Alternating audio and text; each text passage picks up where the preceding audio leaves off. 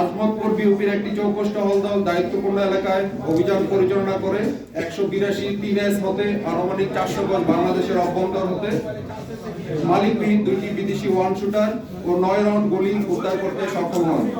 আজ উদ্ধারকৃত অস্ত্রগুলি জিডির মাধ্যমে শিবগঞ্জ থানায় হস্তান্তর করা হবে।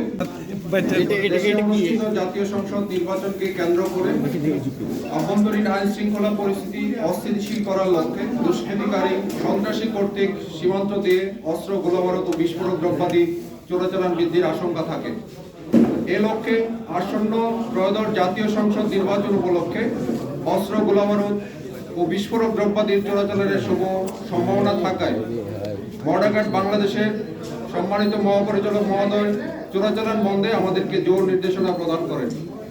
মহাপরিচালক মহোদয়ের নির্দেশনার আলোকে আমরা আমাদের দায়িত্বপূর্ণ সীমান্ত এলাকায় কঠোর নজরদারি ও গোয়েন্দা তৎপরতা বৃদ্ধি করি এবং তা যথাযথভাবে অব্যাহত রাখি, যার পরিপ্রেক্ষিতে আমরা অবগত হয়েছিলাম অস্ত্রের কয়েকটি চালান আমাদের ব্যাটালিয়নের সীমান্ত এলাকা দিয়ে বাংলাদেশে প্রবেশ করার সম্ভাবনা রয়েছে।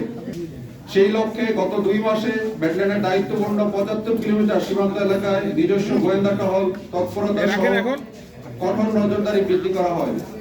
তৎপ্রেক্ষিতে গত 8 জানুয়ারি 2026 তারিখে আনুমানিক রাত 9:40 ঘটিকায় আজমতপুর বিউপির একটি চৌকস টহল দল দায়িত্বপূর্ণ এলাকায় অভিযান পরিচালনা করে 182 3S হতে আনুমানিক 400 গজ বাংলাদেশের অভ্যন্তর হতে মালিকবিহীন 2টি বিদেশি ওয়ান শুটার ও 9 রাউন্ড গুলি উদ্ধার করতে সক্ষম হন।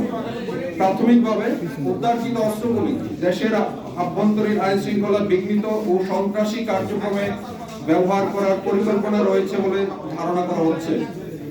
আজ উদ্ধারকৃত অস্ত্রগুলি জিডির মাধ্যমে শিবগঞ্জ থানায় হস্তান্তর করা হবে।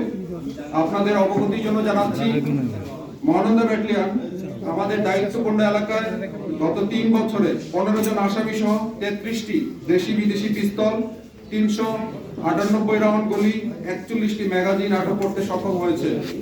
আমি বিশেষভাবে উল্লেখ করতে চাই, দেশের আভ্যন্তরীণ আইন শৃঙ্খলা পরিস্থিতি স্থিতিশীল রাখতে সকল প্রকার প্রচেষ্টা আমরা অব্যাহত রেখেছি। তাই অস্ত্র, গোলাবারুদ ও মাদক যাবতীয় চোরাচালানের বিরুদ্ধে আমরা জিরো টলারেন্স নীতি বাস্তবায়ন করছি। এই বাস্তবায়নের লক্ষ্যে সীমান্ত এলাকায় অপারেশনাল কার্যক্রম বৃদ্ধি করা সহ বিশেষ টহল পরিচালনা করা হচ্ছে, যা আমাদের মৌলিক দায়িত্ব এবং ভবিষ্যতেও চলমান থাকবে। ধন্যবাদ।